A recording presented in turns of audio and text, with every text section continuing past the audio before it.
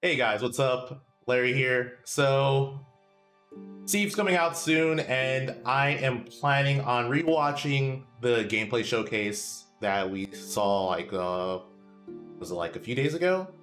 I basically just want to watch it again to see if I still feel the same way about Steve that I did before then, which I thought he was kind of ridiculous, but obviously he should have some flaws, and he will have some flaws, so I plan on just watching this video again and really analyzing some of the stuff he has. So, yeah, with that being said, let's get into it. He actually, okay, wait, hold up. He actually has a really fast walk. His walk seems pretty quick. I think that's actually huge. So something to note about walking in general, I think it's super underrated. But if you have a fast walk, it's super beneficial because that just means you can go without running as much or dashing. And the reason that's so good is because when you do an initial dash, you can't shield, which is what you need to do while you're running. Like before you even go into a run, you need to do an initial dash, and during that initial dash, you can't shield. And that's normally like, I know a lot of characters have like around a 10 frame initial dash, which doesn't seem that it doesn't seem like a lot, but it's actually pretty huge. If you expect someone to run during that time, you could just hit them out of their dash because they can't shield. So yeah, just the fact that he can walk like that is, I'd say, pretty big. Like just in terms of microspacing, avoiding stuff.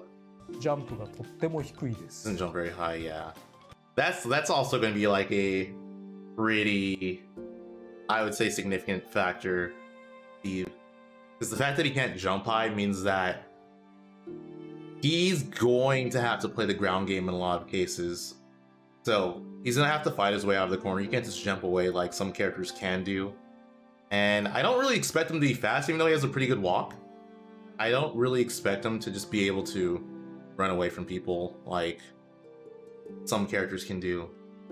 So I think he could be a character that gets cornered pretty heavily. I mean, of course, he's gonna have the blocks, which we'll talk about more, but I think in terms of just if someone's up close to him, he might have issues with that.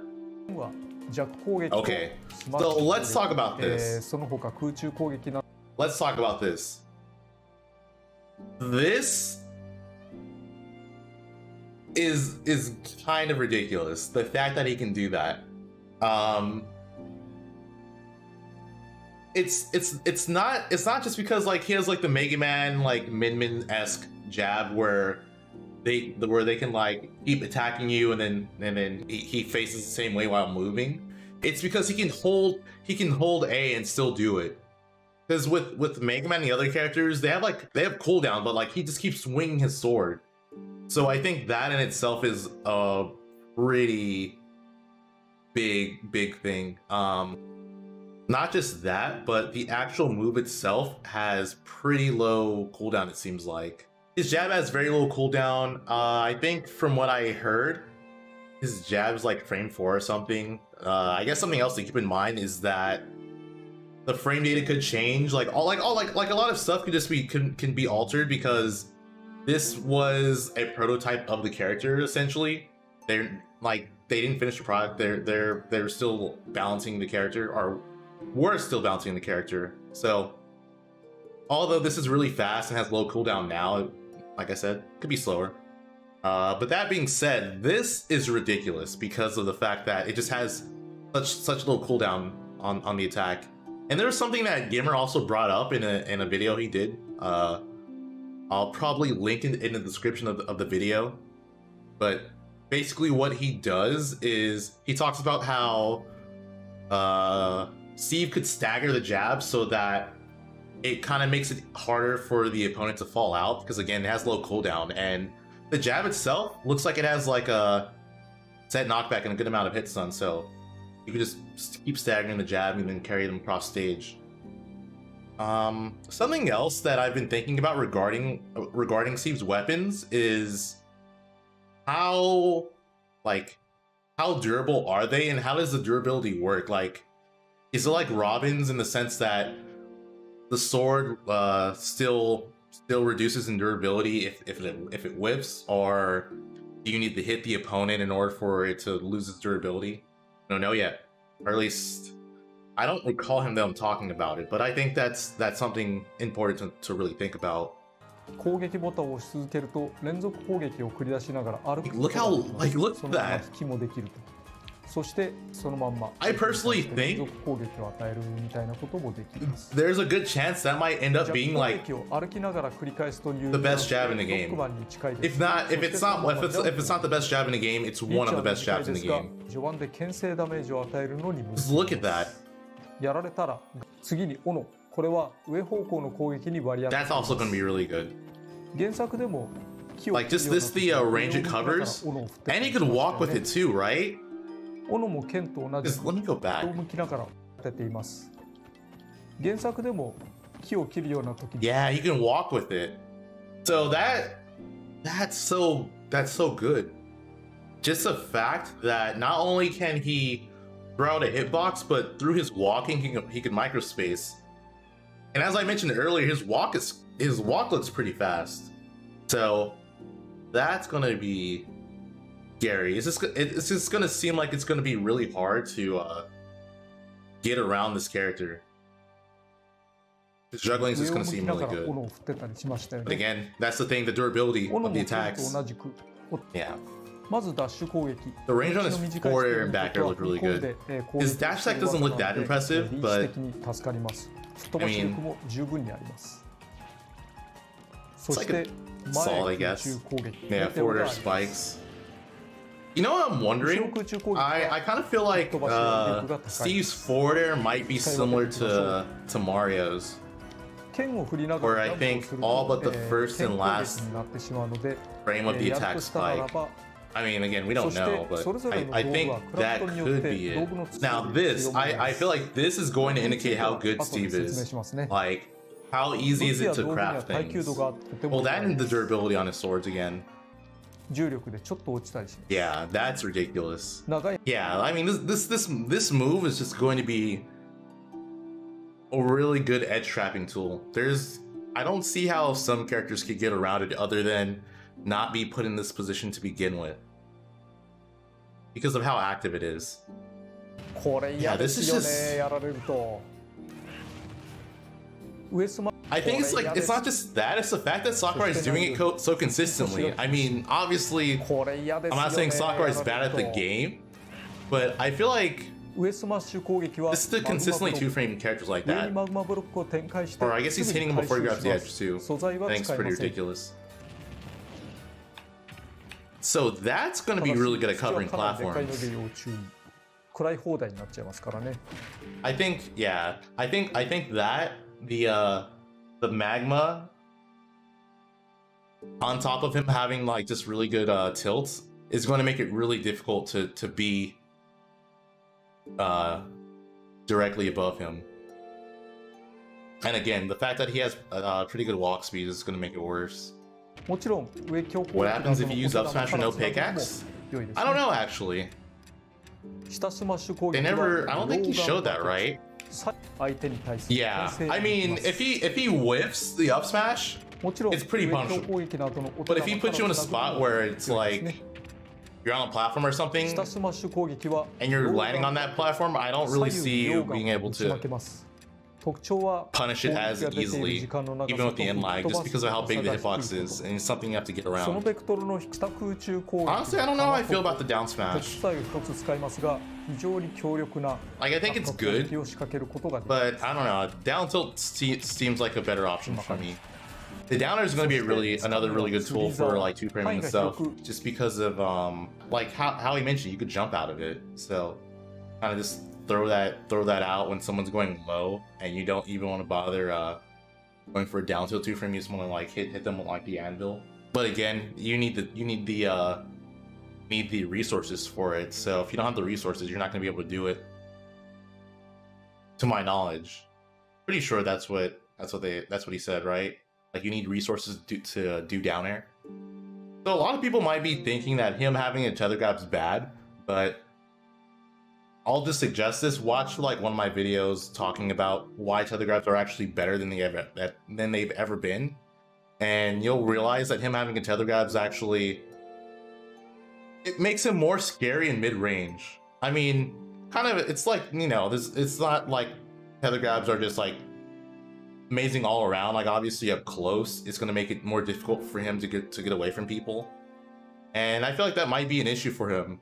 Like he's playing a character that just pressures him. I don't know what he can do to get around it. I don't think he has a Zaire. I think Sakurai would have shown it. At least that's what I think. If he does, then I don't know. It's actually incredibly scary if he has a Zaire. I think this is going to be the issue. It's going to be how easy it is to get the resources you want specifically, and how durable his tools are. I feel like if they're very durable and it's just easy to upgrade tools and stuff like that, Steve might be insanely good.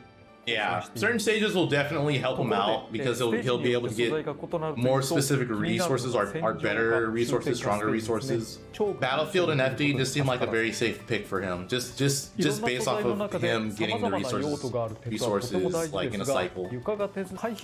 Yeah, I think it's smart that they did that. They made it so that you can't camp the craft area and they can just move it. Yeah, those break really fast if you stand on them. Yeah, that one broke way faster. Like, look at right here, because he double jumped, so he never stood on this block, but he stood on that one. And then this one broke like much faster than this one, even though this one was made first. Yeah. I think that's also going to be important. Just double jump block building.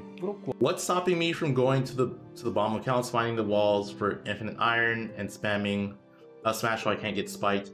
I don't think you can go that low to the edge. They'll show a point where how far off stage you can go with Steve's blocks. I don't think you could go that low with it. Well, I think it also depends on the stage. Like the blast zone. The E-Sand killer. The pillow. Yeah, that's gonna be amazing. That's gonna be really, really good. Look how quick he spawns the block. Like he spawns the block incredibly quick, and then he's just able to attack.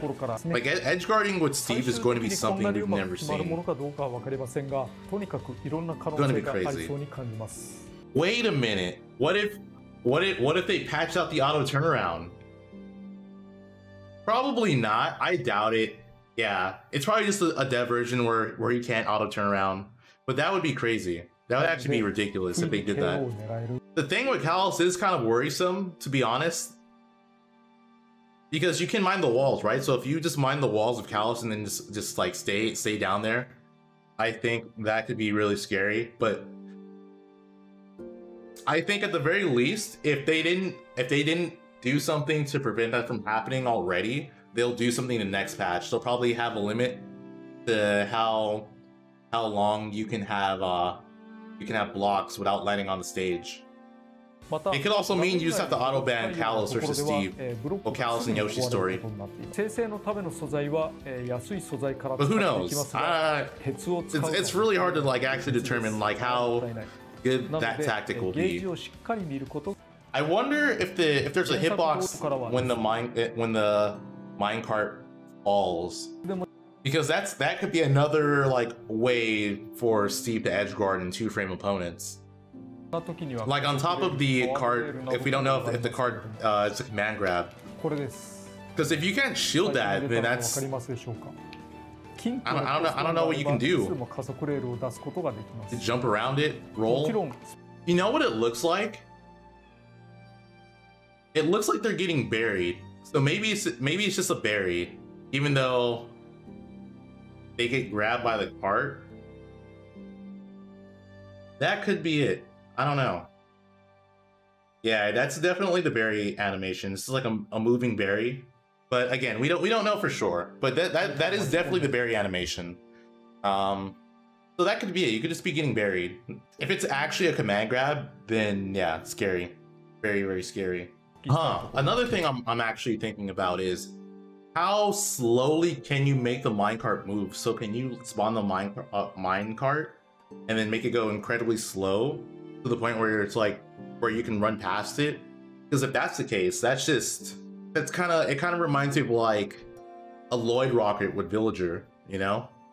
Basically just like Lloyd rocket someone, and then what if you grab someone into the minecart and do something out of that? There's a lot that could potentially make this character insane. And again, we don't know like how everything works.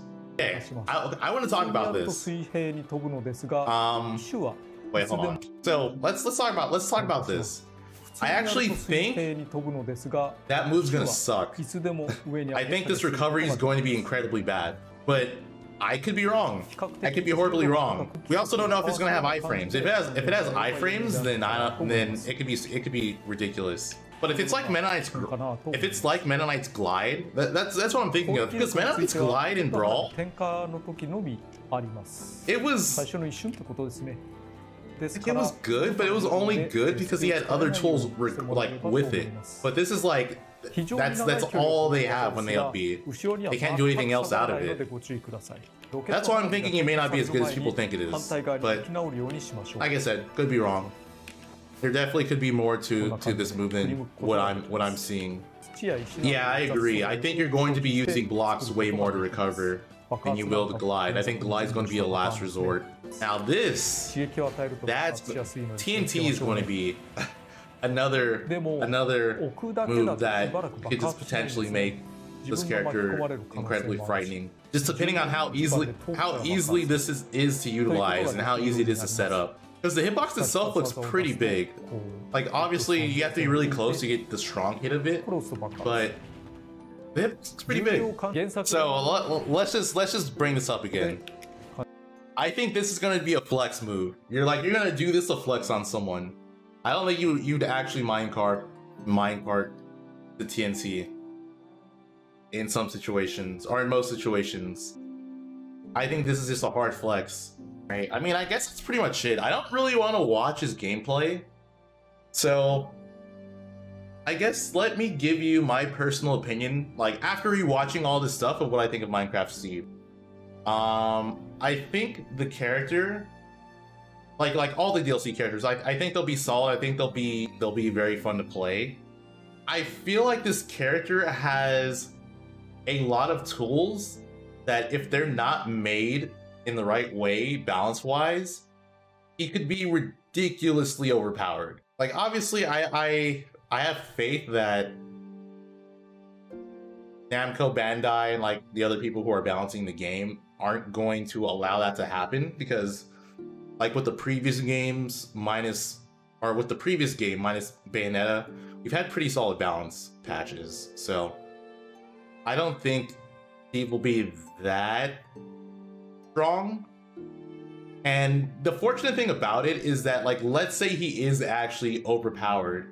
Well, we're going to have to, we're gonna have to bear it for a while, like one update. But I think that's the fortunate thing about it. It's not going to be like Smash 4 Bayo, where okay, this is the very last character to be released and they're ridiculous and there's no more updates. I think we're fine. I think if like by some chance the character is super overpowered, we're gonna be fine.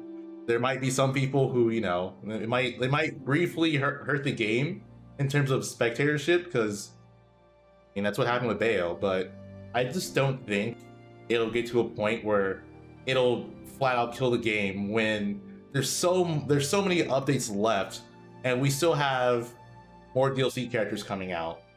And I also think the character himself, he's gonna struggle against characters who can kind of rush him down, because I don't really see him being able to do much against characters who can chase him, even with the blocks. He might be the answer to the zoners, to some zoners. I think a lot of characters who are good in Ultimate are good because they have good matchups against zoners. I think that if you can't beat zoners, you're not a good character in Ultimate. That's my personal opinion. Like, good character as in you're not going to be very viable. and I think that Steve has the tools to beat owners. That's it for my Steve analysis, my second Steve analysis. I hope you guys liked it. If you did, like, subscribe for more content. Thanks for watching.